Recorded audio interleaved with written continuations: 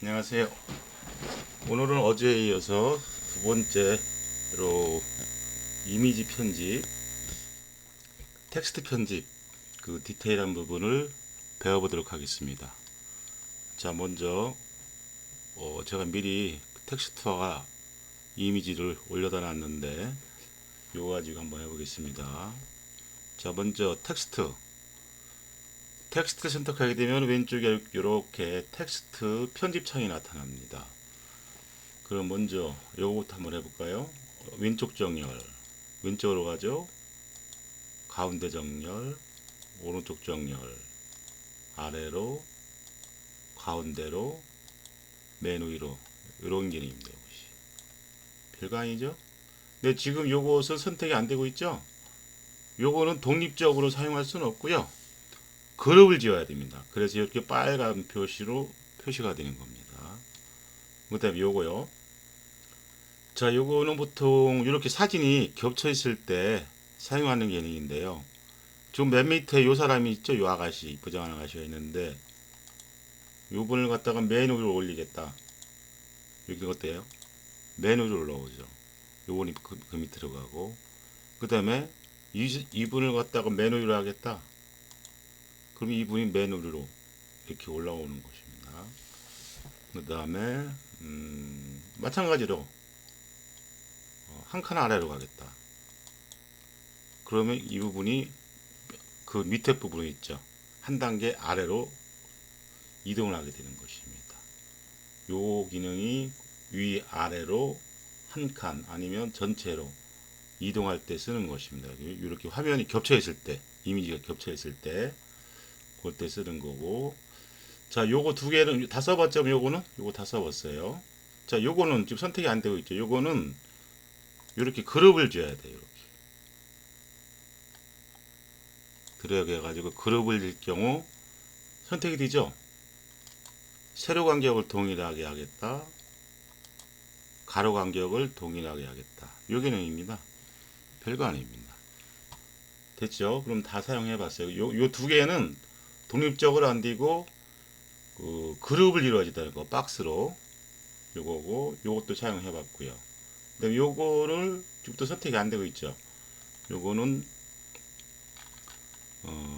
어느 때 쓰냐면은 요거는 좀 확대해 볼게요.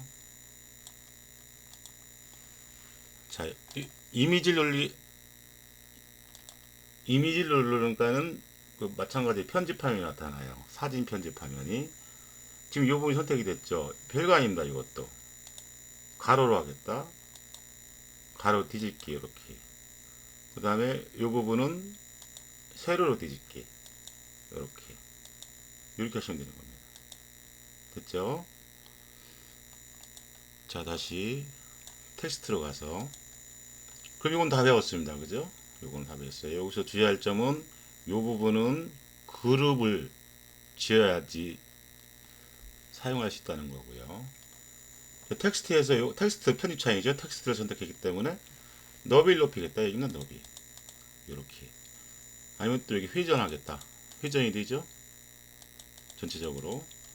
그 다음에 글자체 이런 식으로 글자체를 바꿀 수가 있는 겁니다. 텍스트 크기도 마찬가지로 눌러 보시면 되고 이것은 정렬 왼쪽으로 맞추겠다 가운데로 맞추겠다 이렇게 한 번씩 눌러 보시면 될 겁니다.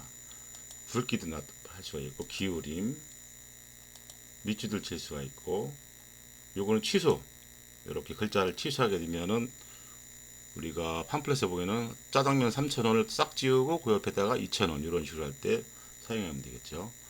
요거는 대문자로 변화해줍니다. 이렇게 영문자가 됐을 때는 대문자, 소문자 이렇게 변환하고자 할 때 쓰는 기능입니다. 나머지는 뭐 텍스트 글자색을 갖고 할 때는 요걸 누르시면은 이렇게 빨간색으로 변하죠. 이렇게 됐죠? 그러면은 텍스트에 관한 편집 기능은 이 정도만 알고 계시면 되고 한 번씩 눌러 보시면 됩니다. 자, 그 다음에 이미지 변환하는 거. 그럼 여기가 바뀌죠. 사진이라고. 요거는 사진을 편집하겠다 이 내용입니다. 이건 다 사용해봤죠. 이거는 너비다 마찬가지고 너비와 높이를 조절할 수, 이것도 마찬가지로 회전하겠다 얘기입니다. 회전되죠. 이렇게 선택된 이미지가 이거 거꾸로 됐네. 다시 원 상태로 해봅시다. 이렇게 회전돼 있죠. 이렇게 그죠? 마찬가지로 요 표시가 뭐냐면은 여기를 누르고 Shift 키를 누르고 조절해 주면 돼요. 이렇게 조정하기 때문에 Shift를 누르고 됐죠. 이거 다 사용해봤죠. 회전시키는 여기서도 회전시킬 수가 있고 여기서도 Shift 키 눌러서 회전시킬 수가 있고, 그 다음에 사진 필터 한번 봅시다. 이렇게 이것도 한 번씩 눌러보시면 돼요. 이렇게 하면 아련하게 바뀌고 이렇게 하니까 이렇게 바뀌네요. 요것입니다. 요거 사진 필터라는 게 뭐 직접 조정해가지고 여기서도 이렇게 바꿀 수가 있고요. 이렇게 색상을 바꿀 수가 있습니다. 이렇게 어렵지 않죠? 너무 이상하다 이거.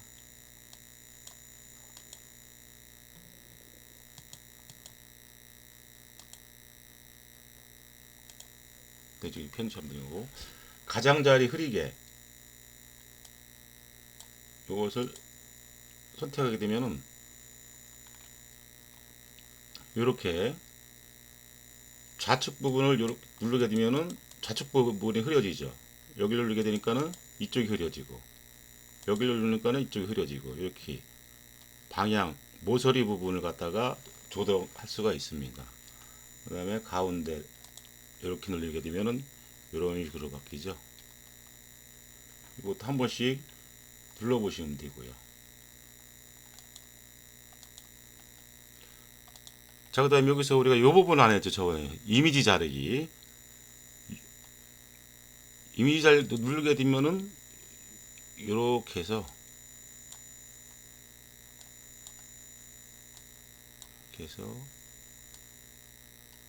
이 부분만 남겨놓고 이 부분을 지우겠다는 소리입니다. 그리고 요걸 누르면 실행이 되는 거고 요건 취소가 되고요. 실행해 볼까요? 이렇게 요 박스를 제외한 나머지 부분이 잘림 현상이 일어나는 겁니다. 여기서 원본 이미지 그대로 보고자 할 때는 원본 이미지 이렇게 보시면 되겠습니다. 자, 그 다음에 우리가 안 배운 게 다 해봤죠. 요것도 해봤고, 그리고 안내선을 보겠다. 지금 안내선이 보겠는데 없죠. 자, 안내선을 추가할 수가 있습니다. 여기 선을 추가하겠다 얘기입니다. 가로 안내선도 이렇게 추가할 수 있고, 세로 안내선도 추가할 수 있고, 이 안내선을 이렇게 넓힐 수가 있습니다. 가로 세로 이렇게. 그 다음에 안내선 누르게 되면 안내선을 잠금을 하게 되면 안내선은 이동이 안 되겠죠. 그리고 이렇게 세트로도 만들 수가 있습니다. 이렇게 열백을 얼마 주고 분할을 몇 등분 하겠다. 한번 해보시면 됩니다. 이것도 안내선을 모두 삭제할 수도 있고, 그러면 해당 작업은 드릴 수 없다겠죠. 필요 없으니까 삭제하고. 그럼 이 부분도 다 배웠어요. 안내선. 그 다음에 안 배운 분 내용이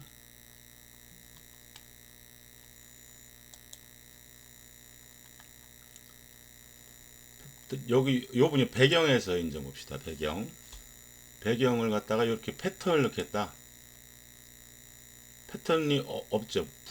불투명 패턴 이렇게 하게 되고요는 바뀌죠. 이렇게 빨간색이 되니까 이 부분이 배경색이 바뀌죠. 요겁니다. 이것도 한 번씩 해보시면 되고, 투명 패턴이 없죠. 패턴이 있게 해서 이렇게 패턴을 집어넣을 수가 있는데, 요 크기 있죠. 요거는 요 크기가 조절되죠. 바탕색의 배경이 크기를 조절할 수가 있어요. 넓게 되겠다. 이렇게 투명도를 나타내는 건데, 이것을 이렇게 줄이니까는 옅어지죠. 이쪽으로 하게 되면 거의 뭐 안 보이죠. 배경이 그죠? 완전 투명이 되는 거죠. 그럼 높이게 되면 다시 나타나는 거고, 이렇게 해서 요 부분도 해봤습니다. 여기다가 또 뭐 요런 거 있죠. 이런 것을 넣을 수가 있어요.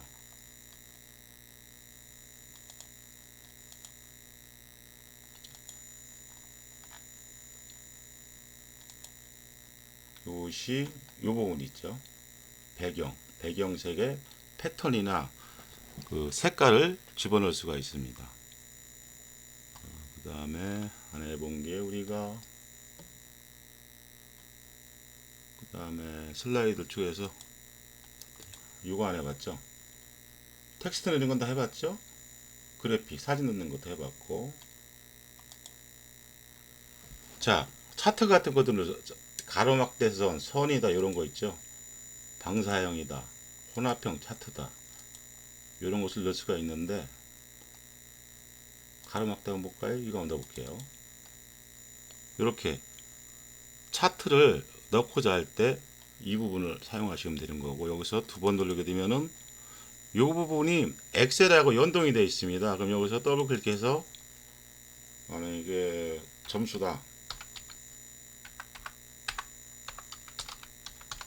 그리고 엔터, 이걸 점수란 90점 엔터, 더블 클릭하고 더.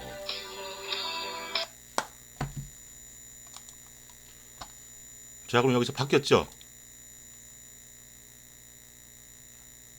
바뀌었죠. 국어라고 90점 이렇게. 그 엑셀에서 바꾸게 되면 이렇게 연동이 돼 가지고 해서 여기 차트도 바뀐다는 거, 그거 알고 계시면 될 것 같고요.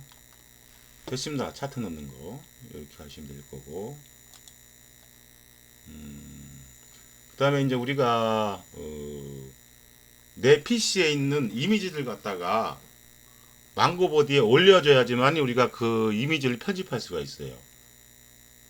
자, 그런 때는 이걸 누르시면 돼요. 그러면 파일을 업로드 하겠다, 이걸 누르신 다음에 자기가 자기 컴퓨터에 해당 폴더로 가시면은 거기 올리고자 하는 사진을 넣으시면 됩니다. 저희는 한번 요걸 넣을게요. 그럼 밑에 그림이 표시가 되죠? 이렇게 사진이. 그럼 그대로 끌어다 놓으시면 돼요. 똑같아요. 이렇게 해서 자기가 갖고 있는 사진도 이렇게 올려서 편집할 수가 있다는 거. 됐습니다. 그럼 이 부분은 다 배웠죠? 이 부분은. 이건 별거 아니에요. 이 별표는. 그냥 즐겨찾기 뭘 하고자 할 때 쓰는 거고 의미가 없습니다. 예, 그러니까는 요 부분 있죠? 요거. 요 부분만 알고 계시면 됩니다.